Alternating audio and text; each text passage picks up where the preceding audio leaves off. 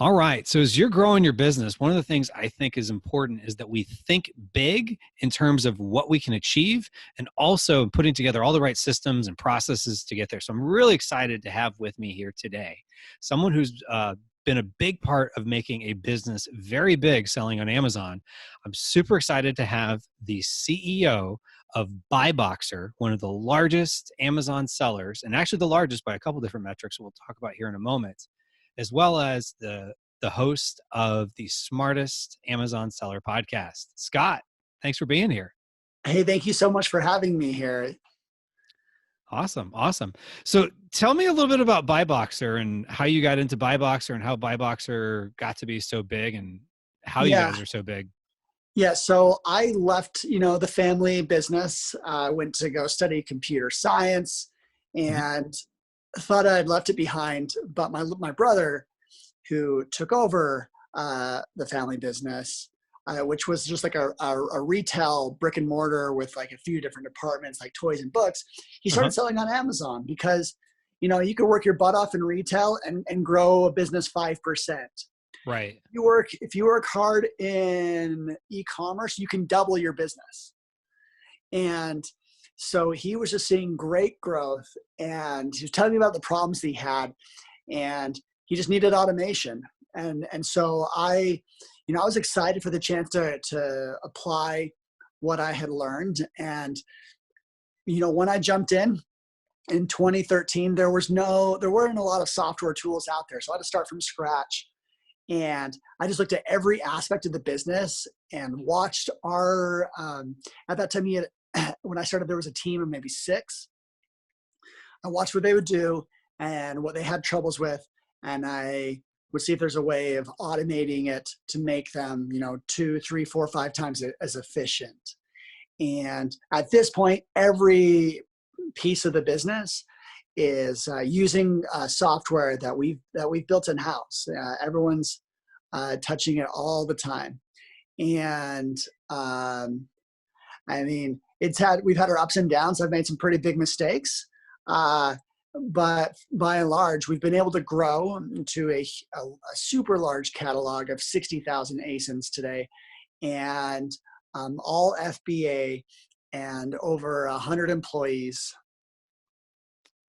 Wow. That's a lot. So that you went from 6 employees about 7 years ago Yeah, to over 100. I mean, yeah, it's like, they show the hockey stick growth. That's kind of what it's like there. So was that kind of like a rocket ship ride that you went on to get there? Because that's yeah. no There's a small few feat. years. The last few years, our growth has been slower, but there's a few years we were just doubling or tripling in size in 1 year, and it was fun. It was Right. challenging, and you learn a lot along the way. Um, and uh, the truth is, even this year, 2020, I'm still learning and Uh-huh. still trying to figure out how to, uh, get a few extra percentage points here or there. Last year, we we grew our gross margins from 14% average to 19% average throughout the year. It's kind of nuts Oh, wow. to do that this late into the business. Uh-huh. Um, and but we just knew that we had to do it because 14% margin with the overhead that we have. Like, I don't think a lot of our competitors have to deal with like healthcare for their Right. employees, or there's a rising wages out there. This is a great market to be looking for a job, and so we've had to be very competitive, and so our costs have gone up, and so we Hmm. had to just find creative ways to get more margin where we could. Wow. So, and that's crazy. So you're talking about going from 14% gross margin to 19% gross margin. And that's after you're paying all your employees and they're asking for more money because, the Well, it's just economy and things like that. yeah, it's just the market. Wow. So let's dive into that a little bit. Let's unpack that. So, um, So the revenue, did you say the revenue figure of what I know you said 60,000 products in the catalog. What is that in We revenue? we've averaged the last few years about 60 million. Our top year was 65 million. Wow. That's incredible. So when you add another 5% on top of 60 million, if my math is correct, you're talking about an extra 3 million pretty much to the bottom line, right? Um, yeah. Well, the truth is that one of the years we did lose money, Right. and so like we've built a lot of R&D. We're not just a wholesale company. Hmm. We built a service, and so we were paying engineers. This is not just a straight um, uh, operation of reselling. And we built a reimbursement service that Hmm. we ended up selling last year. So some of that loss in R&D we were able to get back when we sold that company, Valent Services. Wow. Wow. Now, is everything wholesale or is some of that your own brands Um, too? so we started doing partnerships with brands. Um, while it's not private label, it's not us. We're the one that actually launched it on Amazon, and so we do have like a marketing team of today about 5 here in the U.S. and Hmm. 10 VAs in the Philippines that do launch our private label like Right. operations, and that's about 20% of our business. Wow. Um, so some of our top products there did sell over Christmas. It was starting to sell 1,000 units a day. Um, so I'm trying to uh, really just there's reselling and like that whole mode of selling on Amazon, and then there's like launching products. So I got to kind of figure out both of them so that our business can be a little bit diversified. You don't want to have all your eggs in one basket. Sure, sure. Now, what's kind of crazy there is that number of 1,000 units a day. And I know you said that was the holidays, but still, Yeah. that's that's that's a huge number. And that's is that one of the ones that you launched Yeah, yourselves? it is. It was a bracelet kit, but so I always feel like if you're doing things just right on Amazon, Uh-huh. you will feel the effects of the fact that there are 100 million people that have credit cards on Amazon. I think it's an outsized reward for those people that get to the top of these huge search terms. Right. And I mean, the demand is huge if you're able to uh, get some of these top placements. Wow. Wow. So if you don't mind sharing, how did you get some of the top placements? It doesn't necessarily have to be for that exact product, but just Um, in general, like what are some of your thought processes that you would go through to get a product with incredible sales like that? so right. I mean, there's all the strategies that most people have heard or done. It does take just a lot of execution. People ask like, well, what do you do for Black Friday or Cyber Monday? I'm like, well, what you do for Black Friday and Cyber Monday, you've been doing all year to get to those days. And so Mm, to launch a product, like, it takes a lot of execution in a row, hmm. and where everything kind of matters, everything from your pictures Right. to the product. Is it actually a product that people enjoy? That's how you will get consistently good reviews coming in. And we've launched a lot of products, and the market does choose which ones they like more. um, and the same company that has this bracelet kit, they have a few other products that didn't do so well. Right. um, and it comes down to your competition and how everything just shakes out on the Amazon algorithm. I kind of feel like this is an interesting thought. Um, Say you take all the products that are on Amazon, and you just Uh-huh. like say you reset all their history, and then you just like shake it and start over. Uh-huh. Would it come out with the same result the second time? Hmm. Part of me thinks not quite. Like there is uh, a little bit of like just the algorithm kind of like is self-reinforcing. If you get a little bit of a competitive edge, Right. you start selling more, that's just going to like perpetuate and kind of be like its own feedback loop. Uh-huh. But back to your question, so it's just the whole, like, I can't stress images enough. Think yourself as a shopper. What do Hmm. you do if you're buying, specifically if you're buying on your phone, in which case you usually make your decisions off of less information, but like images, I just think are like number one, two, and three. Your images are just clear. They tell a brand story. They give you confidence that it's a good product. And Uh-huh. then reviews, they matter a lot, and that's one thing that you have less control on. That's kind of like the Right. product, that's like the market fit Hmm. speaking. And a good title and the right price, like those things all matter, because just go through the decision process of you as a customer, uh, and that's what everyone's doing. And so that's pretty much you could talk about launching these products for Right. hours, but those are just some like underlying ideas to be thinking about as you're working on a product. Now, does the brand owner come to you and say, hey, this is the product we're thinking of? Or are you taking data and saying, this is something we think you guys should do? So let's see, we generally find brands that uh, are looking to take control of Amazon. Lots of these Hmm. older, maybe an older brand from, oh, I got a little timer going on. Um, a uh, an older brand that hasn't like gotten control of this channel will approach them and say like, Hmm. hey, we'd like to do this. Here's our implementation strategy. And then often they keep creating new products, and we help launch those as well.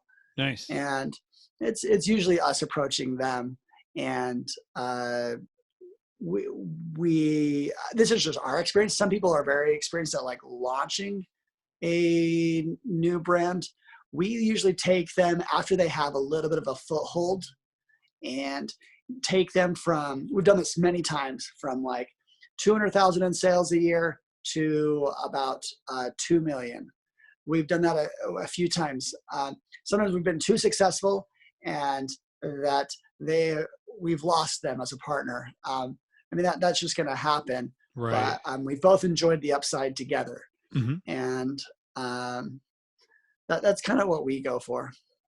Wow. Wow. So, okay. So just to help everybody understand your business model a little bit more, even the ones that you're launching, are you still buying the product wholesale, or are you more Yeah, acting yeah, as an yeah. agency?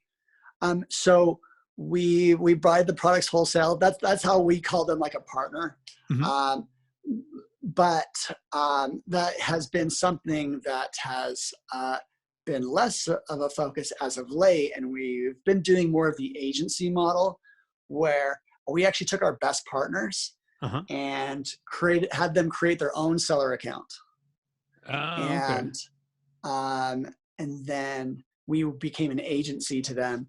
We thought that was there's some benefits to that. Holding inventory and buying inventory, there's a lot of like unforeseen costs. Say you're getting a 17% margin. Well, Hmm. are you factoring in the storage fees? Are you factoring Right. in returns? We found out this bra company that we had was getting 20% returns, Oh, wow. and it's amazing how much that was eating it. Like it's a great company, and like awesome products, but that does eat into your margins. And so while an agency, which is a very popular thing to do, even at a small scale, you can do Hmm. this model. You don't incur some of those unseen costs. You Hmm. kind of are acting in a services area, and like that type of revenue to a business, there's no inventory behind it. There's a lot of challenges to inventory. And while I actually think we are I've built a lot of expertise around that to like show what's happening to your inventory, how much the fees are, what's your long-term storage fee looking like if it's older, and what options you can do to that. But it's still like it has unseen costs. Okay. Let's see. Interesting. So, all right. So you guys clearly have done something right with managing inventory. If you increased basically from 14% to 19% in your gross margins. Yeah. And so whether someone's wholesale or private label, there's probably some lessons that anyone listening could take from managing their inventory better. So what suggestions would you have for the listener or viewer who's saying, Yeah. clearly they're doing something right with inventory management? What suggestions would you give them? So there's three things that I think of. The first is you can chase the high volume products Uh-huh. that sell a lot, but you'll find that the competition is stiff, and people will kind of push to like a break even. They won't say, they're not accounting for the shipping and the prep, and they sell below what you kind of have to do to operate as a business. So we stopped selling those. We actively selected against just lower margin products and required some sort of minimum margins. Mm-hmm. And then, we did a few things through pricing. We, as we start as a product, we run out of stock of almost everything at one point or another. But if something is like just hitting the warehouse, or maybe it's been there for 30 days, if it is selling at a consistent clip, Mm-hmm. we just feed a higher price. We just float it a little bit higher, only looking at our sell through. And if it keeps selling, we just leave it there at the higher price.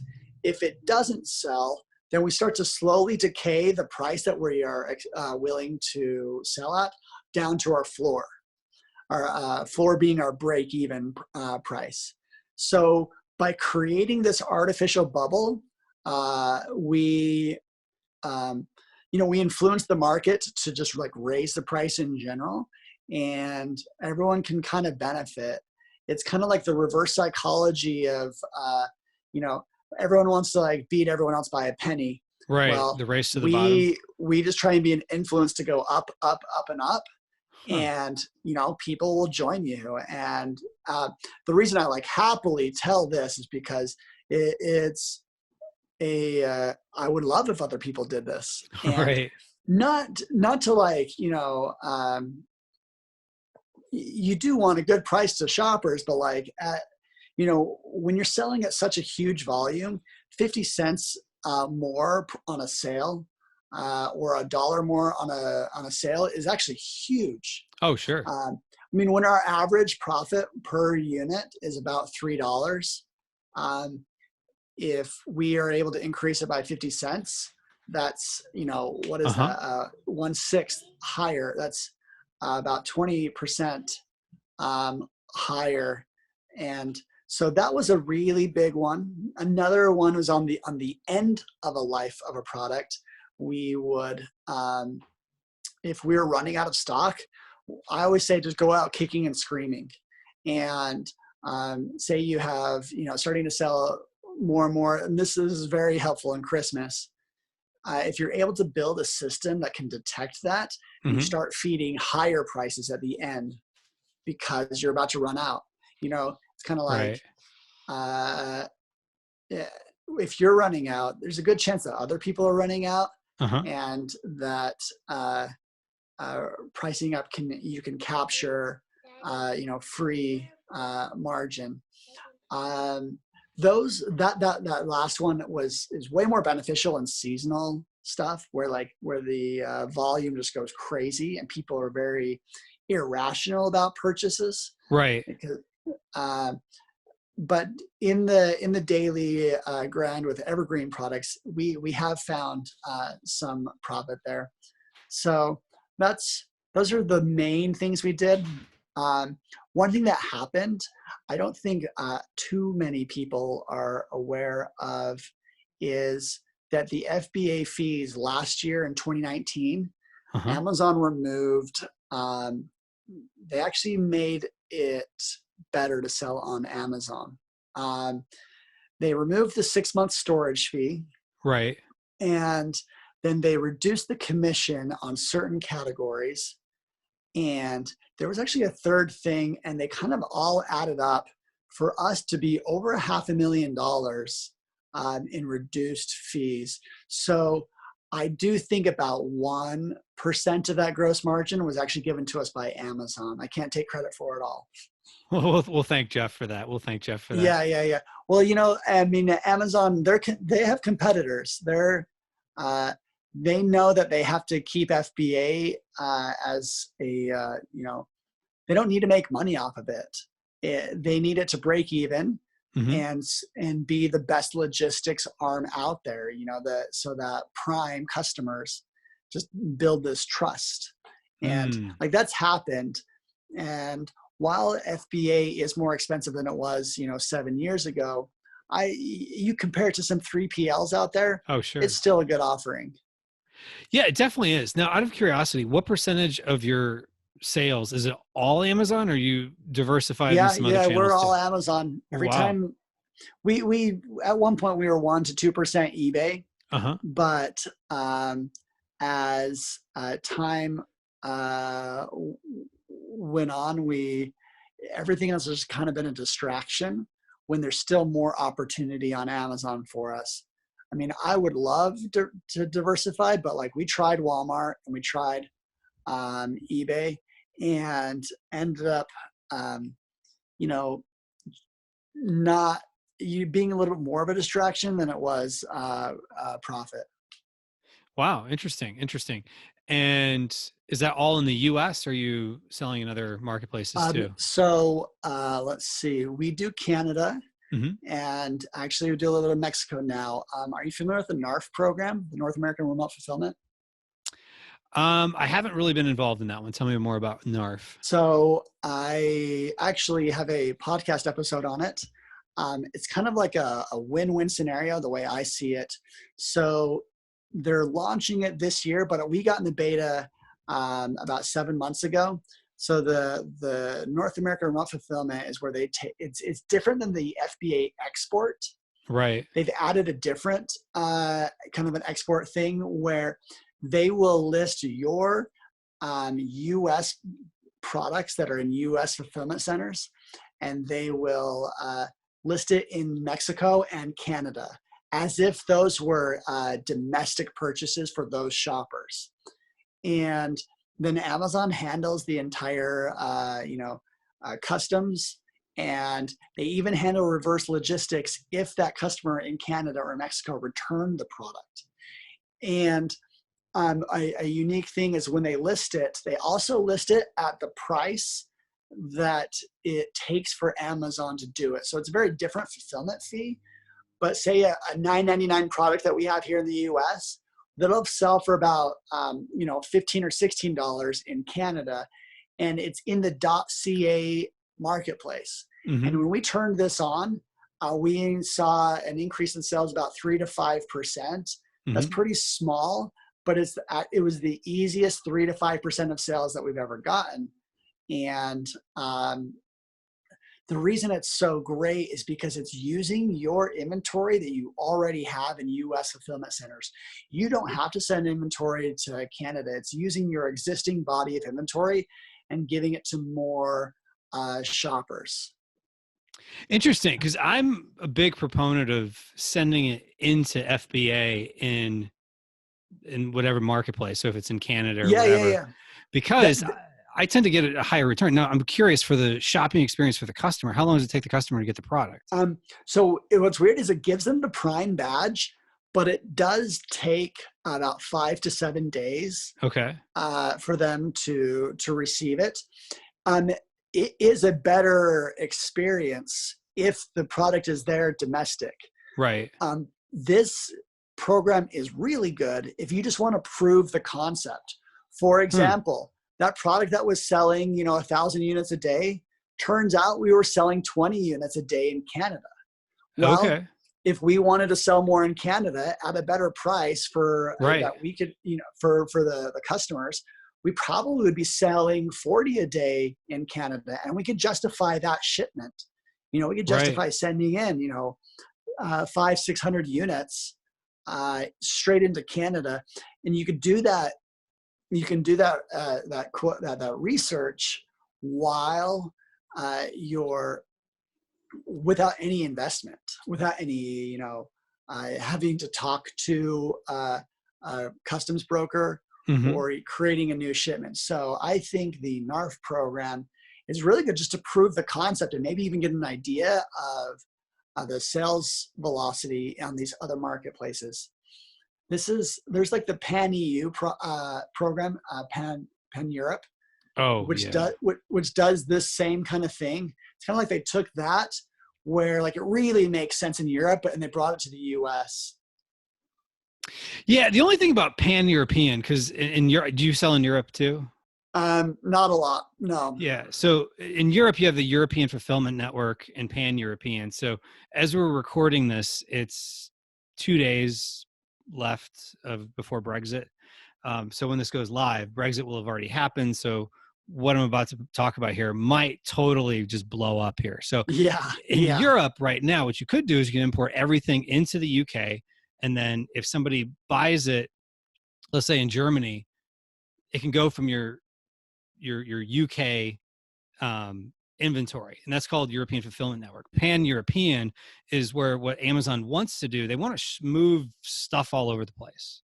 Ah, So the problem with that is that in Europe is not destination based like it is here. It's more what they call dispatch based. So where is it being shipped from? So if let's say you have goods that are in France and somebody buys it in Spain, you owe France because the goods were shipped from France to Spain, just because that's where they happen. Like as if okay. something in the US was, sold to a customer in Yeah, Texas, but it shipped from Michigan. It would be like you owed sales tax to Michigan. okay. So I was actually just in the Pan-European program for a year. And the problem with Pan-European is there's 7 countries you have to register and file in, as Uh, opposed to just the UK. So the NARF program, that's an interesting one because I'm a huge fan of shipping your stuff into FBA. So I'm curious what the results are well, like in NARF. if people are doing more than 1 million in sales a year, Mm-hmm. the program can be open to them. I have Oh, gotcha. actually, I've successfully connected over 30 people to the guy at Amazon that does this. So, I mean, if you're doing more than 1 million sales and like this program looks interesting, you can listen to my podcast and listen to that episode, or just reach out to me and I'll share this Amazon contact. I've only gotten good responses back from people, and that Mm-hmm. he's helped them on board. But maybe by the time you hear this, the program is live. It's pretty ready. Because for us, literally the day that we launched, we Mm-hmm. started getting about across the 2 marketplaces about $4,000 in sales a day. So And to put that in perspective, how much are your sales in the um, US normally? so, about 150. Okay. Okay. So that's like you said, about 2-3%. And like I've seen it. There's been a few days where it's like shot up and down. I say anywhere from 2 to 5% is what you can expect to see. Gotcha. Gotcha. Yeah, because doing FBA, like I did last year, about 15%. I'd have to go back and look at my 1099s to compare it, but it was about 15% of my US sales I did in Canada, but I was shipping everything FBA. And most people tend to see around 10%. So I guess somebody would have to look at the math and say, okay, what makes sense? So maybe to your point, if NARF was available to them, they could test it. Yeah, And then if they wanted to do, FBA, that's definitely a route. I mean, I definitely am a big fan of, but there's lots of ways you could skin the cat here, aren't there? yeah. Oh, I think that FBA in that marketplace is the best option. It just takes a little bit more work to do it. Yeah, yeah, exactly, exactly. And one of the things too is, in full disclosure, I have a service where I do a lot of that work for people Oh, too. So I'm wow. always curious, like, how that Okay. works out for people to try different things. Because people have asked me stuff about like FBA export, and I'm like with Europe, like, but the problem with FBA export is like it makes it seem to the customer like they could get it in 2 days, but like they would have to pay extra for expedited shipping, and they still have to pay Yeah. duties. I don't think it's a great customer service. I found Amazon has done just as good of a job in other countries as they've done here of training customers. We can get it to you in a day or two. And they're looking for that, I think, with the Prime Yeah. badges. So to your point, like Okay. NARF doesn't have, I can see why NARF wouldn't necessarily have the same sales that straight up FBA coming out of one of those Yeah. warehouses. Now, it's interesting going back to the whole thing about you're all in on Amazon. That must scare a lot of people listening to this, because a lot of people are like, I want to get off Amazon. And you're like, I'm Yeah. just going to keep going all in, all 60 Uh, million, all 100 employees, all yeah. 60,000 SKUs. I can just like, there's probably people that are sweating just hearing those kind of Yeah, no, no, numbers. no. It's a big business, and we're very reliant on them, and which has forced us to be the most compliant. Like we put a lot of resources in policy compliance. A full-time employee, one of our brightest, she's on it, and we've really built a lot of Mm-hmm. processes to reduce our risk and exposure. Not perfect, but like I want to lose fewer nights of sleep over this than possible. We have, there's this myth about like large sellers and their unfair advantages. We actually have we have bigger exposure. We have more products that Uh-huh. can get hit with IP complaints, and Amazon will still suspend us. Hasn't happened for about 2 years now, and I hope it never happens again. And uh, but so it's not all perfect, and so that's kind of why I personally have been expanding while we've locked down certain parts of our Amazon business, and so Mm-hmm. I'm just being creative and finding more ways. And um, so I don't want just to rely on this. And that's kind of why we launched this Valence Services, like kind of a reimbursement service. Mm-hmm. Ended up selling that.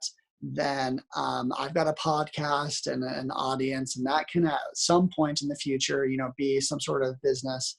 I think the audience business in this, in general, is great business if you get the audience. It's not easy to get one, Right. but think about. Um, I could give like some really big examples of people that have launched businesses only because they had an audience. Um, here's a perfect example. This guy, he's a comedian on Instagram. His name's the Fat Jewish. He That's his created name. a yeah. He created a wine company. Ironically, it was supposed to be. It's just a joke, and he Right. ended up selling that business because he had an audience. He could sell this product to them, Mm-hmm. and he ended up selling it to the owner company of Budweiser. Like uh, Interesting. and and so I'm in for the long game. I don't need to cash in on anything now, but it's impressive out there that those people that have started something. I mean, I hope your podcast works to your benefit at some point, and Mm-hmm. I'm all in on the audience business. You don't have to tell me twice. And I think in terms of building an audience business, you just have to give so much value to Mm-hmm. people that they keep coming back for more. And at some point, maybe you have a service that benefits them.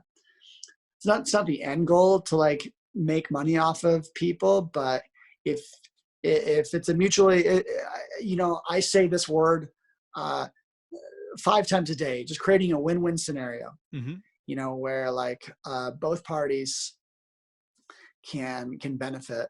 So Interesting. Interesting. Yeah. Cause I agree with you wholeheartedly. Like the reason I do this is, I had a lot of great podcasts and YouTube videos that I had watched and listened to that helped me figure out how to, start my own brand.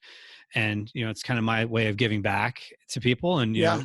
I also have, like I said, the service where I help people expand internationally. But the thing of it is, it's like, this podcast is 100% free. Like I've got an Yep. episode where like you could just take everything I said in that episode and just go do it yourself. So Yep. it's one of those things. Like I agree with you. Like, we can help a lot of people and eventually the boomerang will come back to us, but we don't have to look at it as like a transactional, like Yep. I must hear back, because if we help enough people, it will benefit us in one way, shape or form. And then two, like, just having more people that I think are doing well in this business, I think there really is a rising tide that lifts all ships. Absolutely. I think good sales practices are for us. We want other people to do them because Uh-huh. it helps us. Like Right. our pricing techniques are all about clever ways to like increase the price. And as that happens, there can be more margin on the marketplace. So Right, uh, exactly. So you're kind of training your competition on how yeah, to raise their price and have better margins so that you yeah, can do the same in some ways. I know that's not how you're positioning it, but that's, and that's a side effect, I guess you could say. yeah, yeah. Yeah, that's awesome. So going back to the whole thing about, people being like, oh, everything in on Amazon. So what's interesting though is like, when you have like 60,000 products and many of them, well, really they're all someone else's products, all it takes is one inauthentic claim to get on like bad radar, right? So how do you manage that? Well, we respond to everything, um, and if we don't get a favorable result, then we still do our best. And I know showing Amazon effort Uh-huh. actually matters. Even on a phone call with them, your disposition that you take them seriously, they actually write that down. And Mm. I know that we show such a great amount of work to them that, and they annotate our account on every policy violation that I had this conversation yesterday. I am certain that people have looked at our account and thought, people in Amazon policy, be like, should we be suspending the seller? Because they have all these violations. And then they look at it further and then they can see our response. And they know that we are consistently doing whatever we can to comply with them and following through with our plan of actions. Interesting. So because most people listening to this, if they get one policy violation, would probably lose sleep for a month. And how often does this happen with you guys? Every day. Every day. Well, I Yeah. guess if you're doing that many transactions, a small percentage of them, if there's Yeah. something. And what is the common thread that you see in policy violations? Um, so, well, we usually refer to them like as rights owners. So trademark and copyright are pretty big. Um, we know that a lot of them kind of abuse the system to just say that like they'll claim it as inauthentic, even though it likely is authentic. They just want to control they just want to control the Amazon sellers. We see a lot of that and have been encouraged that Amazon is aware of, that rights owners can abuse this channel. And This would be the brand owner. yeah, yeah. Well, I mean, if you're trying to govern your Amazon distribution, Mm-hmm. sometimes you don't know who these sellers are, and so you just like without thinking too much, you just accuse them of selling inauthentic stuff as a Oh my blanket statement of gosh. like trying to get them just to not sell on Amazon, even though it could be, there could be invoices behind it, and it could be the correct product, but they kind of use it as a weapon to squeeze out the sellers. And so I listened to an Amazon policy expert yesterday. Well, this guy did actually work for Amazon and says that they are aware of brands leveraging and making claims that are actually uh, not factual. Right. And so there is some sort of equalization in this space. So I'm encouraged by that. Interesting. Interesting. Yeah, that's interesting. So, okay. All right. So to close this out here, for someone that's listening saying, wow, you went from 3 million to 60 million, which you've done for what, the last 3 years? Yeah, yeah. So really you went from 3 million to 60 million in what, 4 years? Is my math about I right there? Yep, like it was that fast. That's insane. So anyone looking to grow, which I know a lot of people here are, what tips would you have for them to grow? I mean, because 6 Well, employees to 100, all that, I well, mean, that's you crazy. know, you have to use automation. You have to, Hmm. every bit of effort that you do, you got to make sure that you're doing it in the most efficient way possible. Uh, Especially, your distribution. That's You could start to hire out labor, high school kids or whatever, Right. to to get your distribution as like to be like whatever's taking your time, and you could compartmentalize that and give it to someone, and then just keep doing that over and over again. Um, and so use technology. You have to work smart, not hard. All the tactic things that we know, you just need to be like, and then like feel that motivation to keep at it. And um, in this day and age, there is so much amazing information. Uh, you can't afford to not learn more. Wow. Wow. That's that's wise words from a man who actually did it. Well, Who I'm went still from trying to figure things out. and We still like got it I humbled. Yeah, That's awesome. That's awesome. Well, Scott, I really appreciate you coming on Maximizing E-commerce. If somebody was listening to this and saying, I got to find this guy somewhere on the internet and hear more of what yeah. he's got to say, where would they go? Well, I mean, I also have a podcast, but people follow me on Instagram. It's at smartest seller. Okay. I posted a picture yesterday of our account health page, and a lot of comments because people are like, there's just a lot of numbers that are really big on our, and so I stay active there, and share tips and tricks. Let's see. Those are really the main two things. You'll learn about what I'm up to.